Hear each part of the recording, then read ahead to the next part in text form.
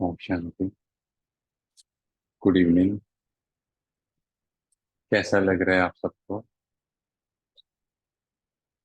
हाँ जी।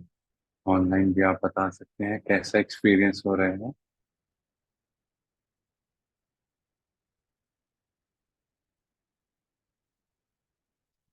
हाँ जी। तो अभी तक कोई डाउट्स क्वेश्चन? किसी का कोई डाउट क्वेश्चन हो? क्लियर? All clear? और नन की है ना? या तो सब होगा या फिर कुछ भी नहीं होगा।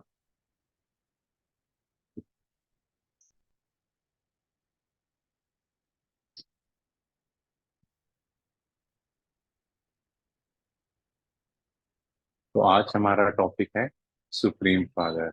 हमने स्वयं के बारे में जान लिया। मैं कौन? सोल। क्या करती हूँ? इस शरीर में आकर पाठ बजा रही हूँ, है ना? और ये मेरे रहने का स्थान है। वो है in the centre of forehead. Next हमने जाना कि मेरी ओरिजिनल क्वालिटीज क्या हैं। मैं आत्मा किन गुणों से भरपूर थी। ये सारी क्वालिटीज जो हम में थी वो खो गई, क्योंकि हमने कितने टाइम तक इन गुणों इन क्वालिटीज को यूज नहीं किया। घर में भी सफाई करते हैं तो कितनी चीजें निकलती हैं, फिर कहते हैं ओहो अच्छा ये तो पड़ा था हमारे पास। तो कहीं ना कहीं हम भूल जाते हैं, तो वैसे ही हम भी भूल गए। तो अगर हम देखें तो आज हम दो चीजों के गुलाम हैं। एक तो अपनी थॉट्स के, एंड सेकंड टेक के, टेक्नोलॉजी के। चाहे फ्री हैं या तो ऐसे बैठे सोच रहे हैं कुछ ना कुछ, या हर टाइम चलते फिरते, इवन बाइक चला रहे हैं, गाड़ी चला रहे हैं, कुछ भी, या फिर वॉक कर रहे हैं, मोबाइल फोन स्क्रोलिंग कंसिस्टेंट चलता जाएगा। आप सबने देखा होगा। तो ये सब चीजें क्यों हैं? क्योंकि ब्रेन शांत नहीं रह पा रहा। अब इन सारी चीजों से कैसे निकले? अब हम सबको पता है कि मैं एक आत्मा हूँ और परमात्मा भी कोई चीज है। जैसे मोबाइल फोन है, चार्जर है। चार्जिंग कब स्टार्ट होगी? प्लग ऑन भी है फिर भी कब होंगे? जब कनेक्ट करेंगे। अभी तक क्या था? तो एप्पल का फोन है, उसकी लीड अलग है, और चार्जर किसी और फोन का लगा रहे हैं, तो चार्जिंग नहीं हो पा रही थी। हमें भी कुछ परसेंट हो गई होगी, बट चार्जिंग नहीं हो रही थी बिकॉज राइट कनेक्शन नहीं था। अब हम सब के बार मन में बहुत से डाउट्स हैं, मिसकंसेप्शन है अबाउट गॉड। अच्छा वो कौन है, कहाँ से? क्लैरिटी। तो अब पहले हम समझेंगे लोगों के डिफरेंट बिलीफ सिस्टम, और फिर हमें क्या लगता है कि क्या राइट है। सबसे पहले कुछ लोगों ने कहा नेचर इज गॉड। क्या ये ट्रुथ है? क्या सही है आपके हिसाब से? पीपल वृक्ष की पूजा करते हैं, गायों की, नदियों की, किसी न किसी चीज की पूजा की। क्या ये परमात्मा है?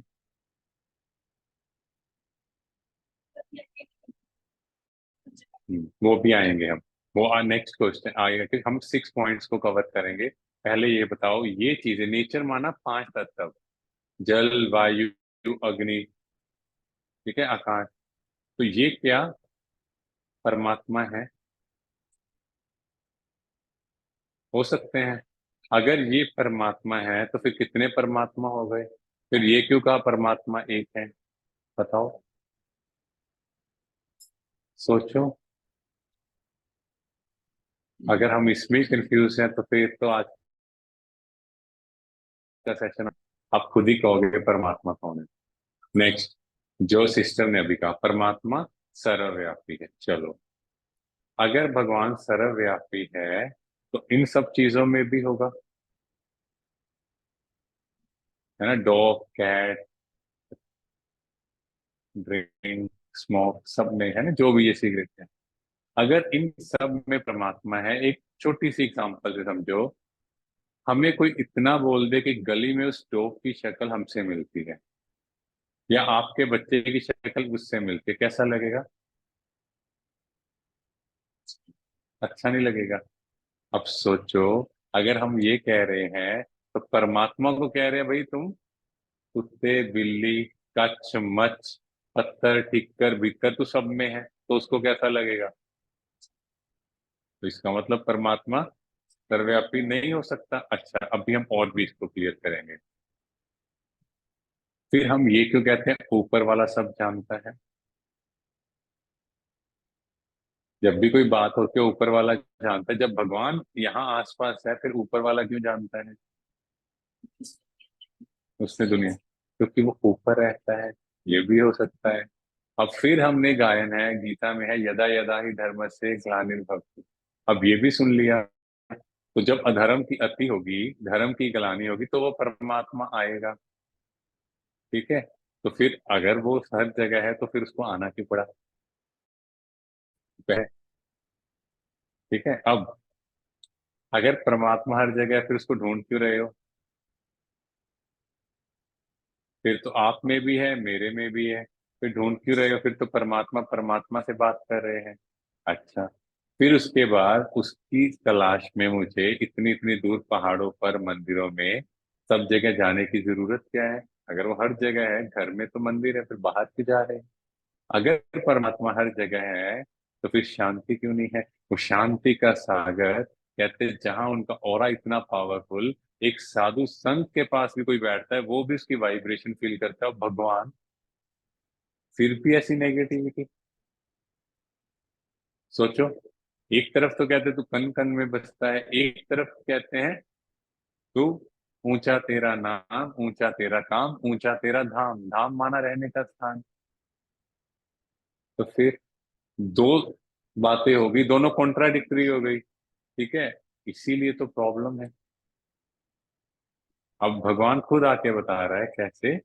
और फिर ये तो बहुत कॉमन लिखा हुआ है, शायद आपने सुना होगा कि पर्वतों में हिमालय पर्वत, संत में भृगु, नाग में कालिया नाग, तो ऐसा उनका जिक्र है। माना जो भी मनुष्य हैं, जो भी नेचर की चीजें हैं, जो भी जानवर हैं, उनमें वो टॉप है, ऐसा गायन है। अगर वो टॉप में है, इसका मतलब बाकी सब में वो नहीं होगा। तो फिर ऐसा क्यों कहा गया वो टॉप में ही क्यों होगा? वो एक कंसीडर किया गया था कि परमात्मा के जो गुण और क्वालिटीज हैं वो टॉप होते हैं। हमने उनसे कंपेयर करना शुरू कर दिया। माना किसी की महिमा करें, पिता कहते कहते हिमालय से ऊंचा होता है कि अपने बच्चों से इतना प्यार करता है, तो भगवान भी अगर इतना ऊंचा है तो उसका कंसीडर हमने क्या कर दिया, कंपेयर कर दिया हिमालय से। फिर थर्ड कंफ्यूजन, जितने भी आप सन्यास धर्माओं से या सन्यासी साधु संतों से बात करोगे, वो कहेंगे ब्रह्म तत्व ही परमात्मा है। ब्रह्म तत्व होता है रहने का स्थान, परम धाम, शांति धाम, छठा आसमान, या सचखंड सिख धर्म में कहा। वो रहने का स्थान क्या परमात्मा हो सकता है? आपका घर अलग है और आप अलग हो, तो दोनों चीजें डिफरेंट है ना, दोनों सेम हो सकती हैं? रहने का स्थान और घर और व्यक्ति एक हो सकता है? नहीं। तो ब्रह्म तत्व रहने का स्थान था, उन्होंने कहा ब्रह्म तत्व ही परमात्मा है। अगर वो स्थान ही परमात्मा है तो फिर परमात्मा ऊपर से नीचे कैसे आएगा? फिर तो वो पूरा का पूरा एरिया ही नीचे आएगा ना, अकेला तो नहीं आएगा वो। तो फिर कैसे पॉसिबल है? तो वो इसीलिए कहा ज्योति ज्योत समाया। परमात्मा कहते हैं मैं लाइट हूँ, आप भी लाइट हो। तो जो ये क्वेश्चन आया तो इसका आंसर आपको मिलेगा आत्मा सो परमात्मा, कि मैं परमात्मा में विलीन हो गया। आत्मा सो परमात्मा माना आत्मा ही शरीर छूटा, परमात्मा में विलीन हो गई। अच्छा, ये किसने कहा? कभी सोचा है? क्योंकि हमने जिसने जो कहा, हमने क्या कहा हाथ जोड़ के? सत्य वचन महाराज, जो आप कह रहे हो सत्य है, जो कुछ कहा सत्य वचन। डर है कि कुछ बोलेंगे कहीं अनर्थ ना हो जाए, तो हम शुरू से ही इतने डर में रह रहे हैं। अगर आत्मा ही परमात्मा है, चलो उसी चीज को हम मान लेते हैं, क्या होगा? मैं उसमें विलीन हो गई, तो मेरा नेक्स्ट जन्म कैसा होना चाहिए?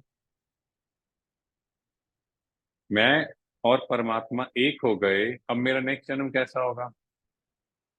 परफेक्ट। फिर बच्चे जो पैदा हो रहे हैं, इतने इश्यूज आ रहे हैं, कॉम्प्लिकेशंस आ रही हैं, वो क्यों? अगर मैं ही परमात्मा में विलीन हो गया, तो अगला जन्म मेरा बहुत अमीर घर में होना चाहिए, पर बच्चे तो गरीब घर में भी हो रहे हैं। फिर क्या आंसर देंगे? फिर पास्ट लाइफ की जो थेरेपीज हैं, जो हमने वो थ्योरीज चेक की, फिर वो कहाँ गई? वो डिफीट हो गई। अगर मैं ही परमात्मा हूं, तो फिर मैं उसको याद क्यों करूंगा? मैंने तो शरीर छोड़ा, उसमें विलीन होना है, बस बात खत्म। फिर मेरे में और उसमें कोई फर्क ही नहीं है। तो ये उन लोगों ने कहा, कहते पाप कर्म कोई बात नहीं है, बस चुकतू करेंगे और उसमें विलीन हो जाएंगे, क्योंकि उन्होंने कंसिडर किया, भूल गए वी ऑल आर एनर्जी। हिसाब किताब इसके हैं, इसके नहीं। ये आत्मा इस शरीर से उसको फेस कर रही है। नेक्स्ट, फिर कहा परमात्मा साकार है। माना हर धर्म में एक एक आत्मा को, जो उनमें टॉप में थी, उनको परमात्मा कहा। क्या ये परमात्मा हो सकते हैं? आप बताओ, पॉसिबल है? हाँ जी। नहीं, क्योंकि इन सब ने भी उस एक को याद किया। नेक्स्ट, परमात्मा निराकार है, ना उसका नाम है, ना फॉर्म है, और ना उसमें गुण है। अच्छा, कितने मानते हैं कि परमात्मा हमसे थोड़ा सा ऊपर होगा, गुणों में, शक्तियों में? हमसे ऊपर होगा कि नहीं? होगा ना? तो हमारे नाम हो गए, हमारी शेप है, हम चमकते सितारे हैं, वो हमसे ऊपर होके उसका नाम नहीं, शेप नहीं, उसमें गुण नहीं। गा रहे हैं हम मंदिर में जाके, कुछ निर्गुण हारे में कोई गुण नहीं, और महिमा उसकी कर रहे हैं, पता ना नाम है ना शेप है। तो फिर परमात्मा कौन है?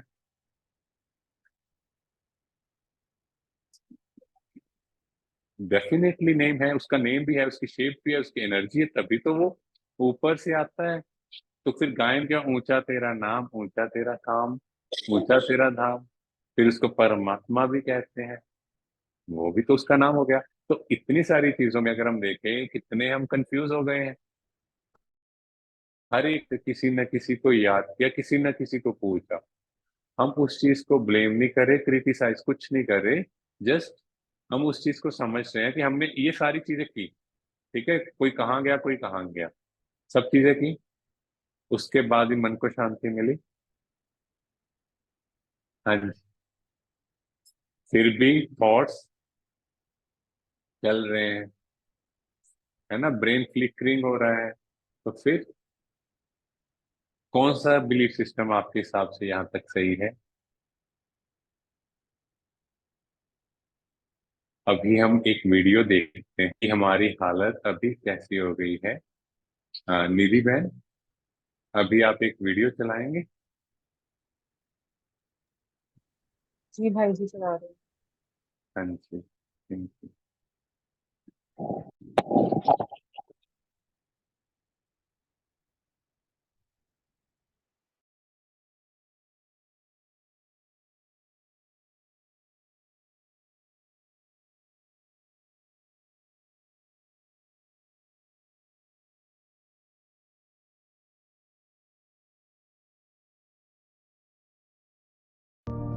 सुबह की चाय के बिना मेरा तो दिन ही शुरू नहीं होता।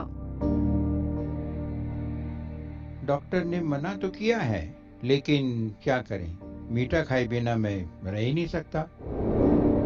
इनका मन तो खाने पीने का गुलाम है।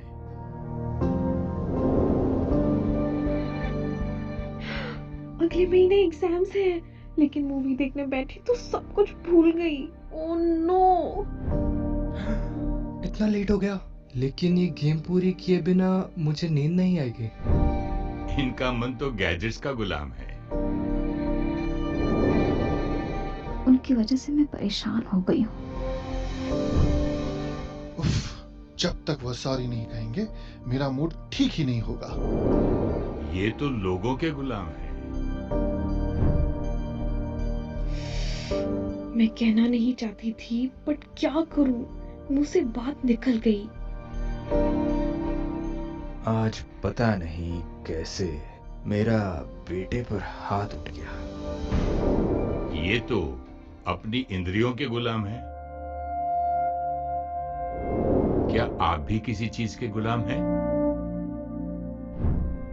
जबकि हम खाने पीने के, गैजेट्स के, लोगों के, अपनी इंद्रियों के गुलाम हैं, तो हम खुद को स्वतंत्र कैसे कह सकते हैं?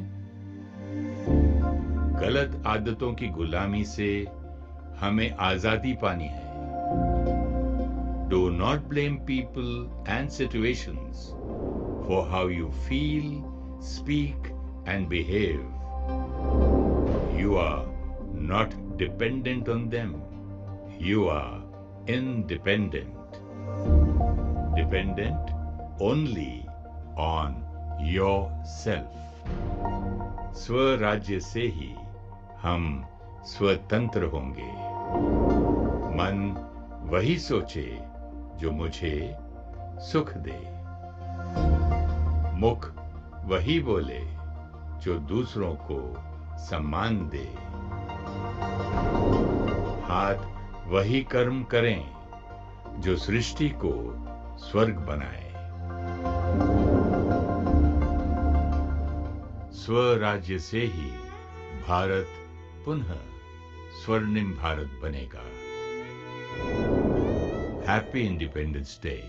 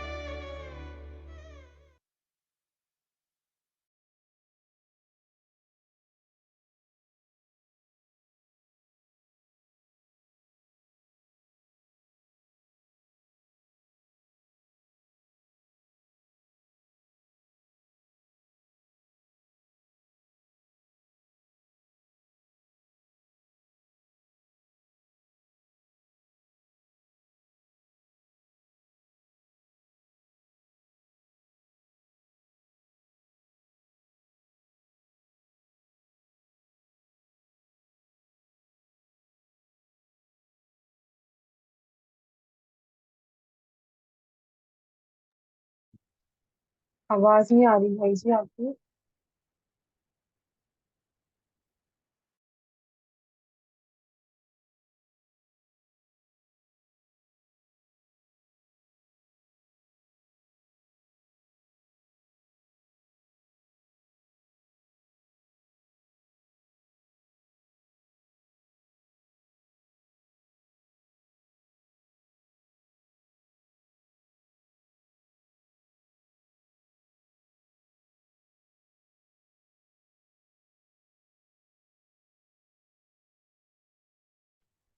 हाँ जी, अब आवाज आ रही है सिस्टर?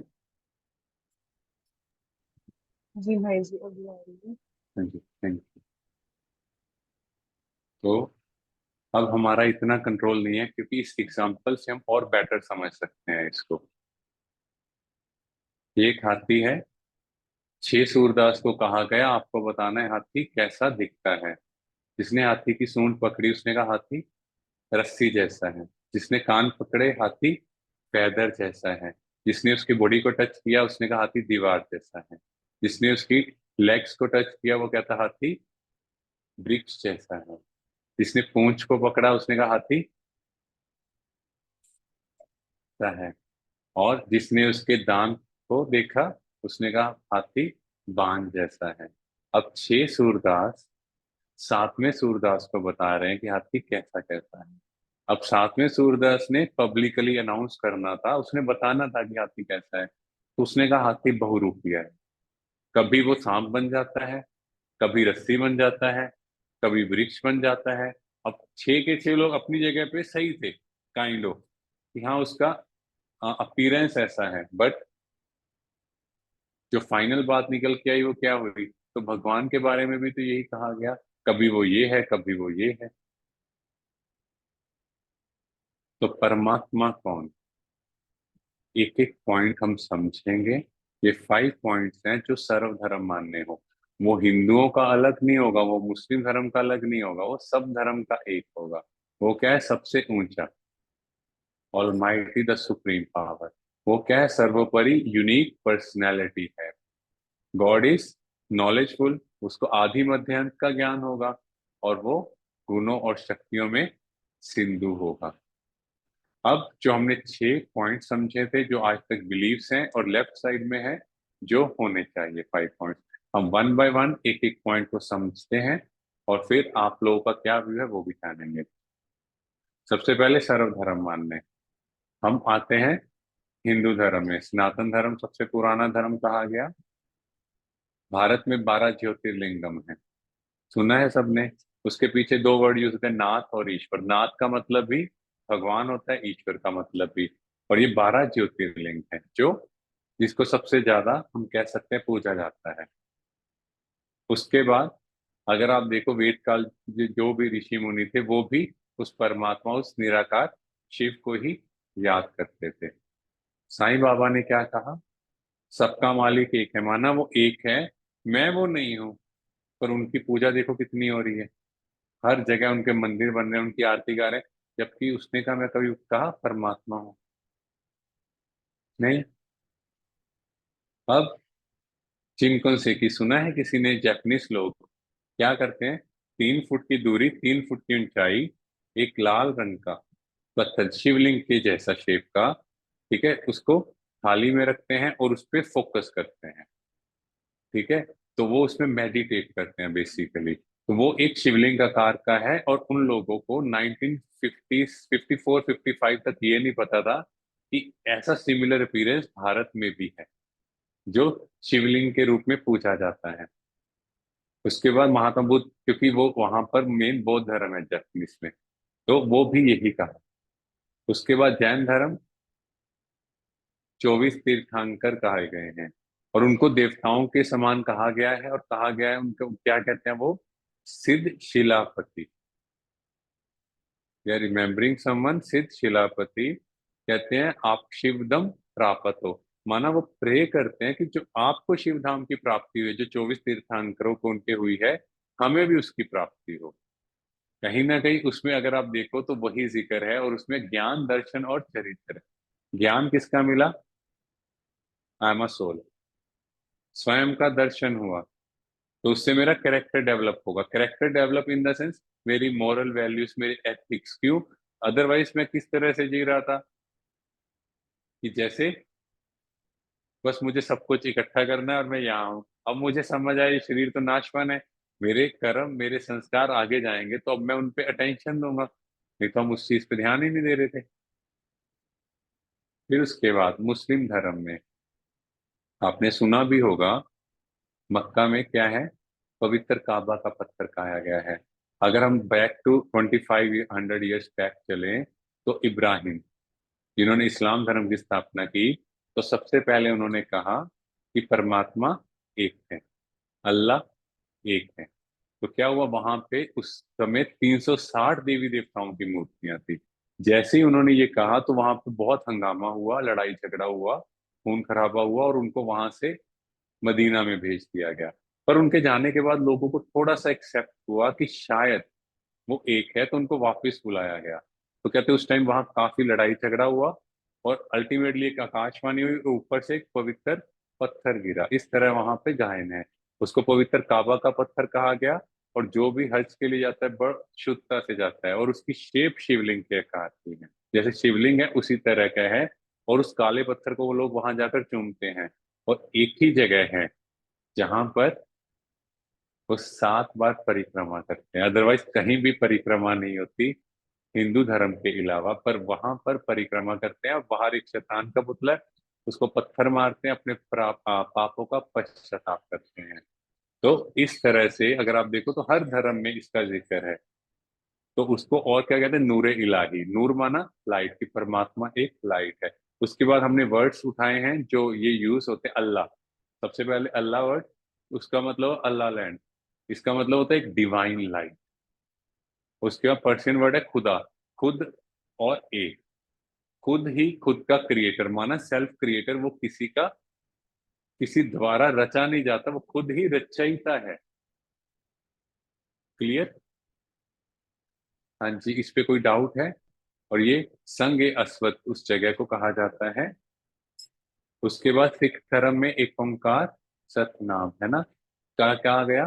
गुरु नानक देव जी ने कभी नहीं कहा मैं परमा, हमेशा ऊपर की ओर इशारा किया, वो एक है, वो निर्भव है, निर्वैर, मानो उसके मन में किसी के लिए भय नहीं, किसी के लिए वैर नहीं। क्यों? क्योंकि वो हम सबका पिता है। और पिता के मन में क्या बच्चों के लिए वैर होगा, क्या बच्चों से डर होगा? तो पिता हमेशा क्या चाहेगा, मेरा एक एक बच्चा लायक बच्चा बने। उसके बाद हाँ पारसी हाँ लोग, हाँ जी, भाई जी, अब ये मीटिंग एंड होने वाली है। इसी लिंक पे दोबारा ज्वाइन करते हैं, कुछ टेक्निकल इशू हो गया है। ओके ठीक है, हाँ जैसे ही होगा ठीक है, हम दोबारा ज्वाइन कर लेते हैं, ठीक है सिस्टर? हाँ, हाँ जी, एंड कर रहे हैं मीटिंग। हाँ जी। ठीक है, जैसे ही एंड होगी हम दोबारा ज्वाइन कर लेंगे, ठीक है? तो पारसी लोग, कुछ टेक्निकल इशू होगा। पारसी लोग जब आए ईरान से, तो इनके यहाँ पे एक कंसेप्ट है, फायर टेम्पल बोलते हैं, अगियारा। तो ये वहां से लाइट ले मशाल लेके आते हैं, और जहां भी इनका टेम्पल बनता है, फायर टेम्पल, तो वो मशाल लेके वहां से जलाते हैं। और फर्दर भी इसी तरह करते हैं। तो अगर हम देखें तो अल्टीमेटली मशाल का मतलब क्या हो, लाइट। तो इन्होंने भी लाइट को कंसीडर किया। फिर उसके बाद यहूदी और ईसाई धर्म वाले क्या करते हैं, एक बड़ी कैंडल, फिर छोटी छोटी कैंडल, छोटी छोटी कैंडल हम सब, और बड़ी कैंडल को परमात्मा को कहा गया। उसके बाद ये कुछ वर्ड्स हैं जो बाइबल में यूज हैं, जियो